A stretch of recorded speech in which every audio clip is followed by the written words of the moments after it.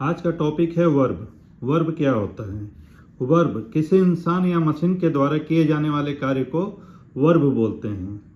इसमें आप एक्शन या पोजीशन ले सकते हैं, या फिर किसी व्यक्ति के स्टेट को या किसी वस्तु के स्टेट को भी ले सकते हैं, किसी इवेंट को भी ले सकते हैं। यानी किसी व्यक्ति के द्वारा किए जाने वाला एक्शन, जैसे उठना बैठना, घूमना फिरना, खाना पीना, ये सब क्या है? एक्शन है। पोजीशन, जैसे बैठना एक पोजीशन हो गया, सोना एक पोजीशन हो गया, उसमें लोग मूव नहीं करते हैं लेकिन एक पोजीशन रहता है। स्टेट, जैसे सो रहे हैं तो भी एक स्टेट कहलाएगा। या जैसे ऑन या ऑफ, किसी स्विच का ऑन ऑफ हो क्या हुआ, एक स्टेट हो गया। इवेंट, कोई घटना। तो इस तरह के कोई भी ऐसे शब्द जो हम इन किसी भी चीज़ों के लिए प्रयोग करें उसे वर्ब कहते हैं। कुल मिला के किसी इंसान या किसी मशीन के द्वारा किए जाने वाले कार्य को अपन लोग वर्ब बोलते हैं। वर्ब हमें यह बताता है कि सब्जेक्ट के द्वारा क्या काम किया जा रहा है। सब्जेक्ट में या तो नाउन होगा या तो प्रोनाउन होगा। तो सब्जेक्ट के द्वारा किए जाने वाले कार्य को अपन लोग वर्ब बोलते हैं। और सब्जेक्ट प्लस वर्ब की सहायता से कोई भी सेंटेंस बनता है। वर्ब को अपन लोग दो भाग में डिवाइड करते हैं। एक होता है मेन वर्ब, जिसे हम एक्शन वर्ब भी बोलते हैं। दूसरा होता है हेल्पिंग वर्ब,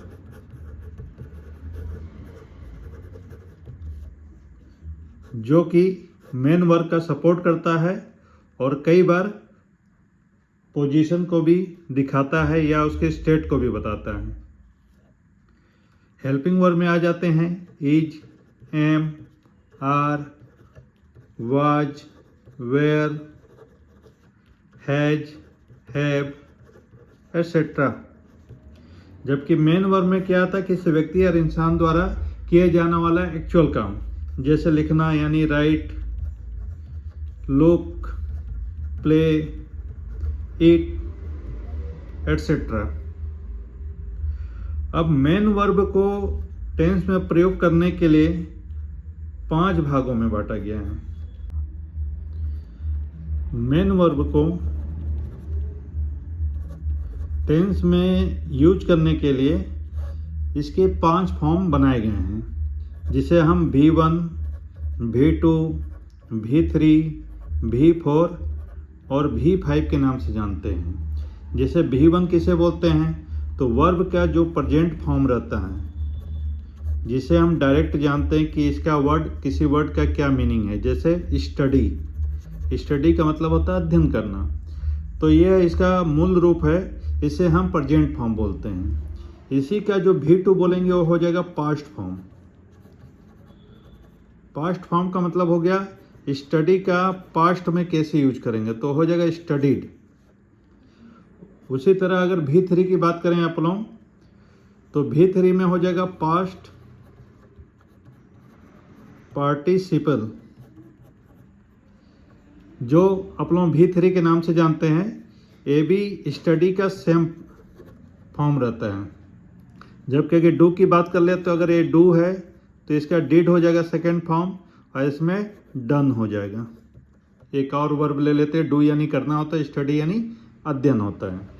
अब V4 की बात करें तो ये कौन सा फॉर्म होता है? तो ये प्रेजेंट पार्टिसिपल होता है। इसी फॉर्म को हम लोग जिरंड भी बोलते हैं। जिरंड क्या होता है ये भविष्य में मैं आपको बताऊंगा। स्टडी में जब ING लगा देंगे या डू में जब ING लगा देंगे तो ये हो जाएगा प्रेजेंट पार्टिसिपल फॉर्म या जिरंड। जिरंड को एक तरह से समझ सकते हैं कि इस फॉर्म को अपन लोग एज ए नाउन भी यूज कर सकते हैं। और लास्ट होता है V5 फॉर्म, जिसे थर्ड पर्सन सिंगुलर नंबर बोला जाता है, जिसमें हम यस, ES, IES लगाते हैं। जैसे स्टडी का थर्ड पर्सन सिंगुलर फॉर्म के लिए STDIES हो जाएगा, स्टडीज हो जाएगा, और डू के लिए डज हो जाएगा। ये इसका V5 फॉर्म है। ये पांचों फॉर्म को अगर हम जानेंगे तो हम टेंस के किसी भी रूप को आसानी से बना लेंगे, किसी भी वाक्य को आसानी से बना लेंगे। तो आप कमेंट में मुझे बताइए कि यदि इसमें से किसी भी चीज़ में आपको परेशानी है तो आप लिखें, मैं उसका जवाब दूंगा। उसका जरूरत पड़ेगा तो वीडियो भी बना दूंगा। Thank you.